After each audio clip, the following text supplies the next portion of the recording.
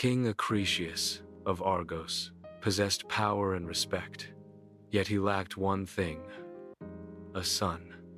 Desperate, he journeyed to the oracle at Delphi. The prophecy shattered his hope. "You will never have a son.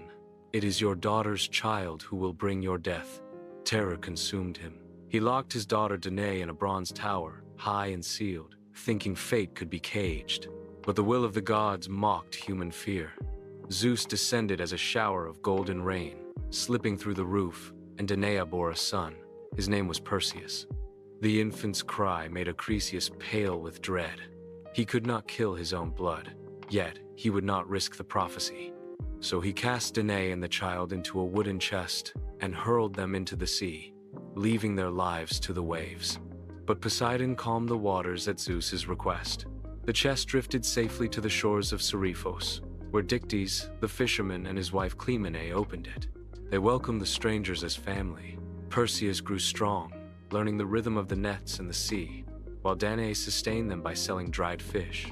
Yet peace was fragile. King Polydectes desired Danae, but she refused.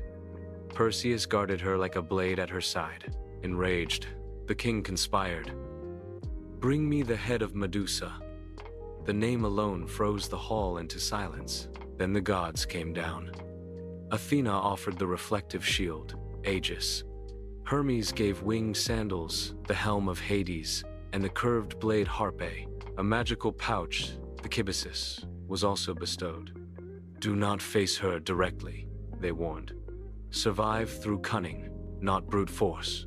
Armed with divine gifts, Perseus set forth. He met the Graeae, three ancient sisters sharing one eye and one tooth. He seized their eye, demanding the path to Medusa, and returned it once they yielded, learning the weight of bargaining and promise.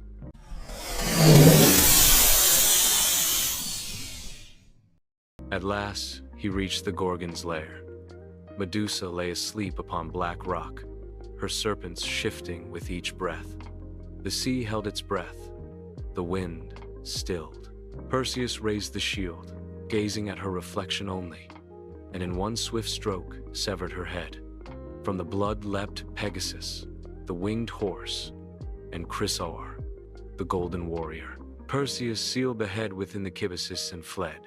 On his journey home, he saw Andromeda chained to a rock. A sea monster rose from the deep, roaring. Without hesitation, Perseus drew forth Medusa's head, and the beast turned to stone mid-lunge. Andromeda was freed, and love grew between them. But Phineus, claiming her as his betrothed, stormed in with armed men.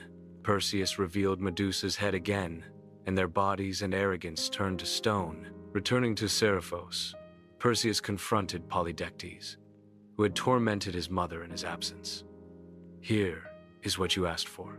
He unveiled Medusa's head, and the king and his court froze forever. Dictys was crowned king, and peace returned to the island. Later, Perseus sought his grandfather, Acrisius, but Acrisius fled, terrified of fate. At games in Larissa, Perseus hurled a discus. A sudden gust altered its course, and it struck an old man in the crowd, Acrisius himself. Thus the prophecy was fulfilled. Grief weighed upon Perseus. He renounced the throne of Argos, unwilling to rule in blood. With Andromeda, he left and became king of Tiryns, later founding mighty Mycenae.